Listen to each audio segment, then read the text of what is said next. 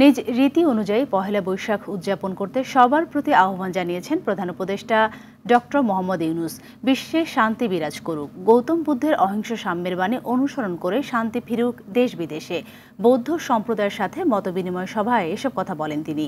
এর আগে রাজধানী আন্তর্জাতিক বৌদ্ধ বিহারে সম্প্রীতি ভবন এর ভিত্তিপ্রস্তর স্থাপন করেন প্রধান উপদেষ্টা ডক্টর মোহাম্মদ ইউনূস। এদিকে দেশের সাম্প্রদায়িক সম্প্রীতি ধরে রাখতে সেনাবাহিনী সব করতে প্রস্তুত রয়েছে বলে জানিয়েছেন সেনাপ্রধান জেনারেল ওয়াকরুজ্জামান। তিনি বলেন, সবার ভিন্নমত থাকতেই পারে, তবে একে অপরের প্রতি শ্রদ্ধাবোধ যাতে থাকে সেদিকে লক্ষ্য রাখতে হবে।